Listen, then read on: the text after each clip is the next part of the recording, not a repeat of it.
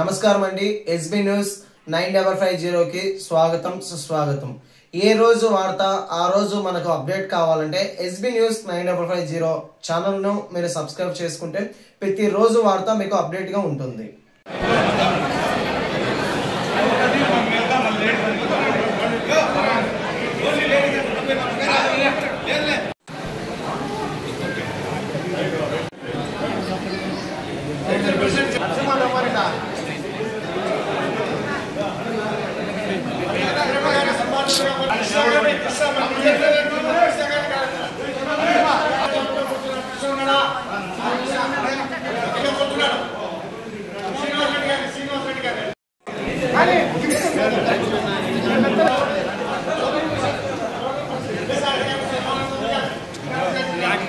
ఆయన పోతాడు.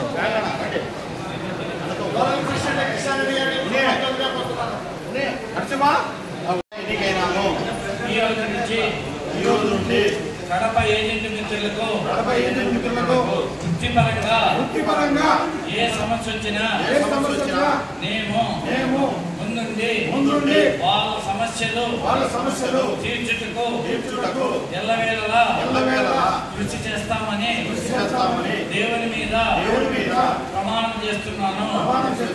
అలాగే డివిజన్ బాడీ గాని జోనల్ బాడీ గాని ఆల్ ఇండియా బాడీ గాని ఏ పిలుపునిచ్చినా స్పందించి పని చేస్తానని దేవుని మీద ప్రమాణం చేస్తున్నాను. జై లియాపే, జై లియాపే, జై లియాపే.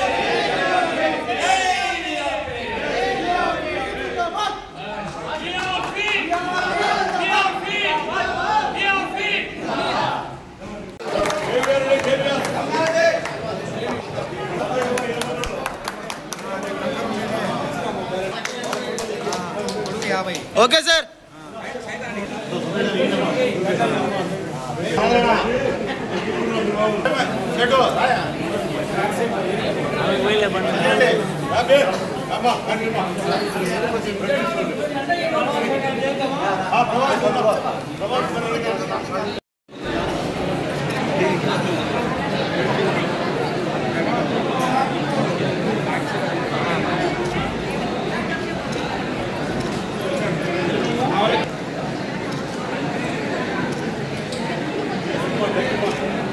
నేను S P Srinivasachari, all India secretary general, life insurance agent federation of India. నాతో పాటు all India agents welfare committee chairman Shri Narayana Reddy, south central zone LIAFI presidency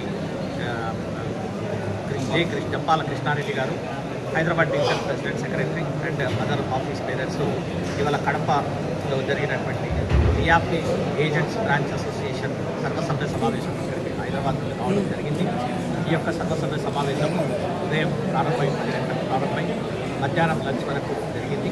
ఈరోజు కొన్ని తీర్మానాలు ఇక్కడ తీసుకోబోతున్నాము.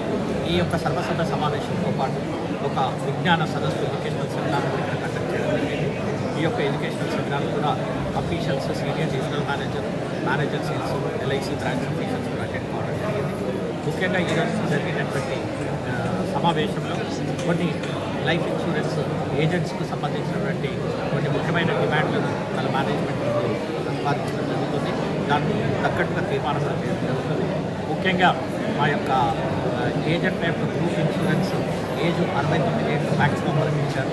కాబట్టి ఈ 69 ఏళ్ల ఏజ్ మ్యాక్సిమం 69 నుండి 80 సంవత్సరాల దాకా పెంచాలని చెప్పేసి ఈ యొక్క తీర్మానం ఈ యొక్క సమావేశంలో తీర్మానం చేయడం జరిగింది.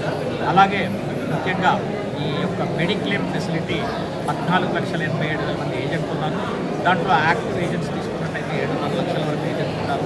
దాంట్లో కేవలం క్లబ్ మెంబర్స్కు 1,35,000 మందికి మాత్రమే ఈ యొక్క క్లబ్ మెంబర్స్ మెడిక్లెయిమ్ ఫెసిలిటీ ఉంది. మేనేజ్మెంట్లో మేము డిస్కస్ చేసినప్పుడు ప్రపోజల్ పెట్టడం జరిగింది.